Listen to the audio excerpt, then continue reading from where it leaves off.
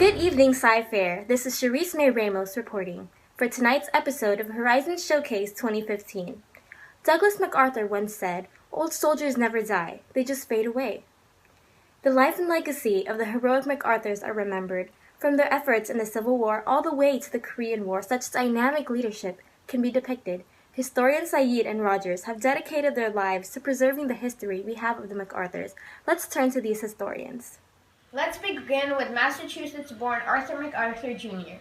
Simultaneous with the outbreak of the Civil War, Arthur enlisted in the Army at the age of 16.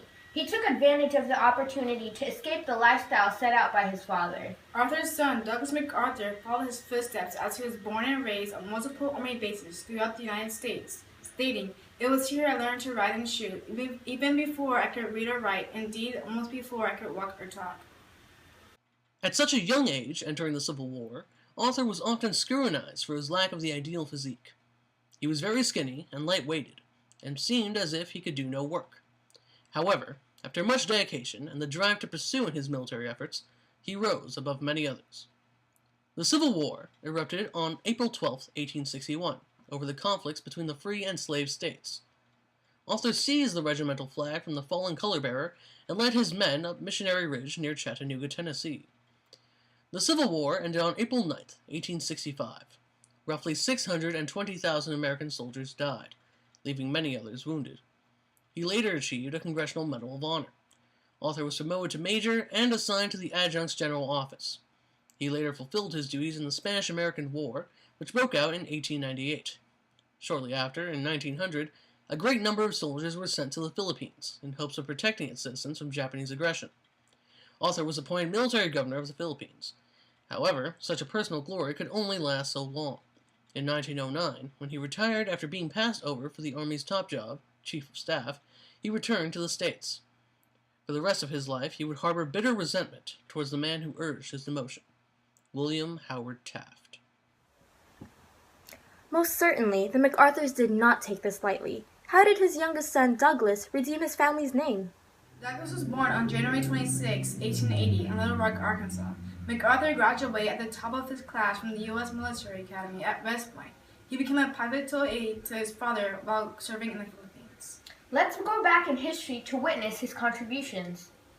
Preceding the United States' entrance into World War I in 1917, MacArthur helped lead the 42nd Rainbow Division in France and was promoted to Brigadier General.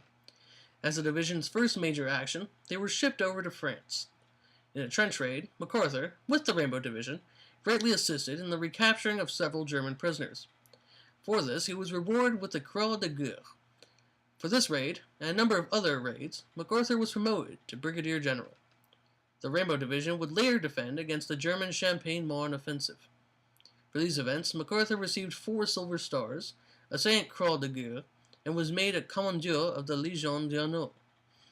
In his later time of command during World War I, he received a variety of decorations, including 3 additional Silver Stars for a total of 7, 2 Wounded Chevrons, and 3 Distinguished Service Crosses.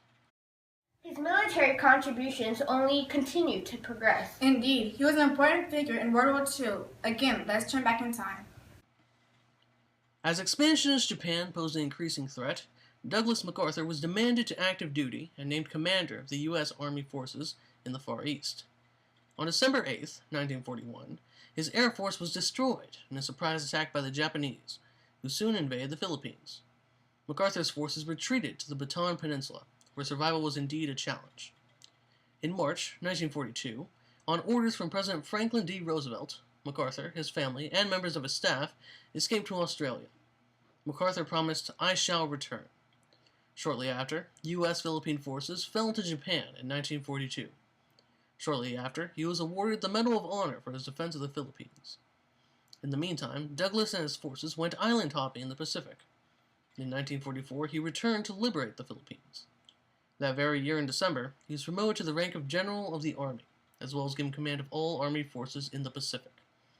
Success was sought when on December 2, 1945, MacArthur officially accepted Japan's surrender above the USS Missouri in Tokyo Bay. The demobilization of Japan's military forces, as well as the restoration of the economy, will demonstrate a triumphant closure to the war. However, after all of this, he did not stop. Douglas was not only in World War I and II, but also in the Korean War. On June 25th, 1950, the Korean War began when about 75,000 soldiers from the North Korean People's Army crossed the 38th parallel, the boundary between the Soviet-backed Democratic People's Republic of Korea to the north and the pro-Western Republic of Korea to the south. Since the beginning of the 20th century, Korea had been part of the Japanese Empire, and after World War II, it fell to the Americans and the Soviets to decide what should be done with their enemy's imperial possessions. The North Korean invasion came as an alarming surprise to American officials. As far as they were concerned, this was not simply a border dispute between two unstable dictatorships on the other side of the globe. Instead, May feared it was the first step in a communist campaign to take over the world. The North Korean army was well-disciplined, well-trained, and well-equipped. Rhee's forces, by contrast, were frightened, confused, and seemed inclined to flee the battlefield at any provocation. By the end of the summer, President Truman and General Douglas MacArthur, the commander in charge of the Asian theater, had decided on a new set of war aims. But as American troops crossed the boundary and headed north toward the Yalu River, the border between North Korea and Communist China, the Chinese started to worry about protecting themselves from what they called armed aggression against Chinese territory. Chinese leader Mao Zedong sent troops to North Korea and warned the United States to keep away from the Yalu boundary unless they wanted full-scale war. After being declined of the request to bomb the Republic of China, Douglas MacArthur held resentment, similar to that of his father's. Now, as we all have learned, Douglas MacArthur faded away from the military world. He simply did not want to translate his aggression further than it already had been between him and President Truman. However, the contributions to our nation's history will be remembered forever. And that's it for this evening's episode of Horizon Showcase 2015. May you all have a great evening, Sci-Fair. This has been Cherise May Ramos reporting.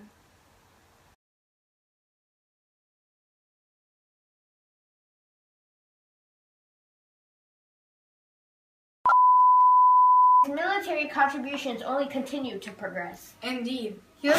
I wasn't ready! His military contributions only continued to progress. His military contributions only continued to progress. Indeed, he was... Why did I say it like that? His military contributions only continued to progress. Indeed, he was an important figure. I didn't do anything! I heard. Wait till